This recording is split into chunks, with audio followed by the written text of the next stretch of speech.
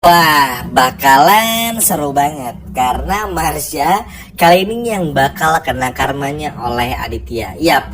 Jadi teman-teman, ternyata setelah Aditya ini menelpon salah seorang anak buahnya untuk melakukan hal itu dengan menculik Marsha, ini benar-benar dilakukan sama halnya dulu seperti Marsha ketika melakukan hal yang sama kepada Kayla. Benar-benar kena karmanya. Jadi Marsha dibawa ke sebuah tempat yang mana tempat tersebut adalah tempat tersembunyi seperti entah bangunan tua atau gedung tua ya, tapi bangunannya sih masih agak-agak bagus gitu, bukan bangunan yang jelek. Terus dibawa ke sana dan akhirnya ditaruh di sana. Dan ini yang pada akhirnya pun juga bikin Marsha pun juga nggak bisa berbuat apa-apa karena Aditya kan mancing ya, mau nggak nih tinggal di apartemen baru, dibawa seolah-olah ke apartemen tapi ternyata malah zong, malah ke tempat yang berbeda. Yap, ini pun juga sesuatu hal yang bagus ya teman-teman ya, supaya orang-orang kayak Marsha, Chandra, Kelani kena batunya. Dan dalam hal ini konteksnya adalah kita nggak bahas Marsha. Kenapa penting? Yap, kan tipikal orang jahat di sinetron ini itu tuh tipikal orang yang iri, dengki, tukang fitnah, menghalalkan segala cara.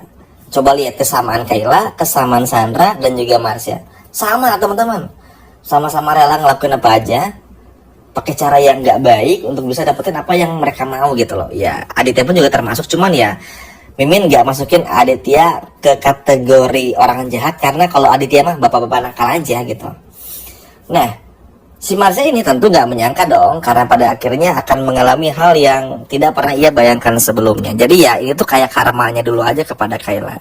Sehingga pada akhirnya Marsha pun juga harus ada di sana, bener-bener gak tahu mesti ngapain, cuman bisa nangis, cuman bisa terdiam saja, gak tahu mesti ngapain. Yang pada akhirnya Marsha pun hanya bisa nangis-nangisan aja. Ya ini sih kalau menurut Mimin seru, bagus juga, supaya apa? Supaya Marsha pun juga bisa lebih lebih mikir lah jadi manusia tuh untuk nggak terlalu bikin ulah lagi dan bikin masalah lagi. Nah sebetulnya sih teman-teman, yang pada akhirnya cukup bikin bikin senangnya adalah karena begini, bukan cuma Marsha yang pada akhirnya kena karmanya saja, tapi juga pada akhirnya mudah-mudahan lewat Aditya ini tuh dengan Marsha yang hilang, yang ibaratnya nggak bisa mengganggu lagi atau untuk sementara ini nggak bisa mengganggu, bisa bikin situasi pun juga lebih kondusif. Karena kan gini, Mutiara nih lagi ribet nih di episode sore ini, harus ngelawan Kayla, ya nggak teman-teman?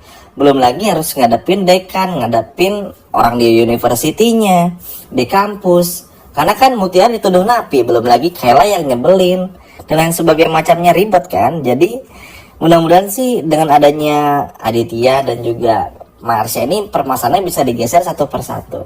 Kalau Mimin sejujurnya nggak terlalu peduli ya mau Aditya deketin Bu Cynthia, kayak bodo amat, karena yang Mimin pedulin gimana Kenzo sama Mutiaranya aja, asalkan nggak mengganggu Kenzo Mutiara, itu menurut Mimin masih batas aman kalau buat Mimin. Karena ya mau gimana ya teman-teman, kita kan pasti lebih menunggu kepastian hubungan Kenzo Mutiara, bukan Aditya sama Cynthia atau Aditya sama Giselle bahkan. Jadi kita nggak terlalu peduli, cuman karena ini menyangkut cerita juga jadi Mimin bahas aja.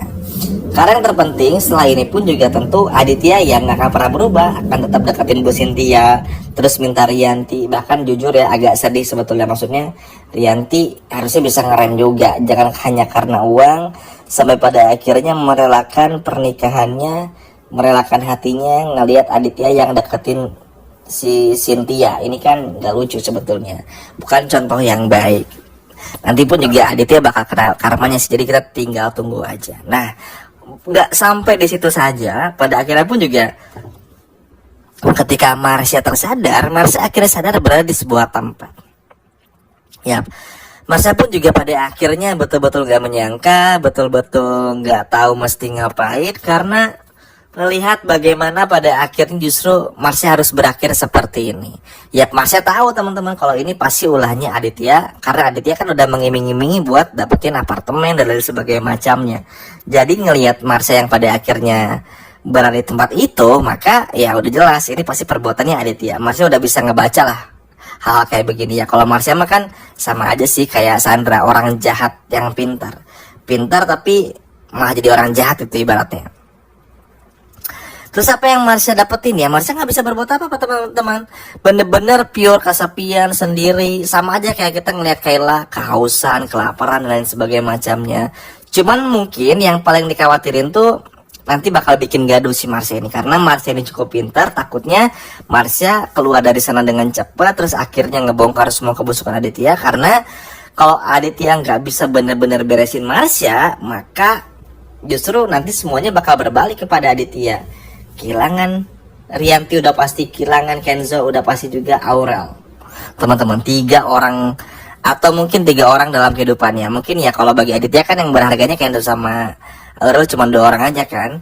Ya itu aja tuh udah bikin Aditya pasti bakalan nangis jadi-jadinya teman-teman, apalagi kalau sampai benar-benar terjadi gitu loh. Tapi ya mau gimana pun juga nggak bisa dipungkiri pasti bakal terjadi juga. Makanya sekali lagi tergantung Adityanya. Kalau Aditya pada akhirnya ternyata nggak bisa betul-betul menghilangkan Marsha, maka yang ada Marsha akan terus mengganggu. Simpelnya kayak begitu. Karena orang kayak Marsha ini tuh nggak akan pernah tinggal diam. Jangankan Marsha deh, Kayla aja lihat teman-teman. Kayla nih harusnya di penjara nih sekarang karena udah fitnah Mutiara. Untungnya Mutiara baik, disobek lah tuh surat untuk lapor baliknya, ya enggak. Kalau enggak udah di penjara teman-teman. Dan lihat sekarang Kayla, banyak akalnya kan, ada aja caranya buat bebas. Malah semakin jahat nuduh Mutiara. Coba nuduh Mutiara napi teman-teman, di mana otaknya Kayla ini? Ya enggak, jahat banget kan. Nah ya begitulah, Marsha pun juga akan begitu.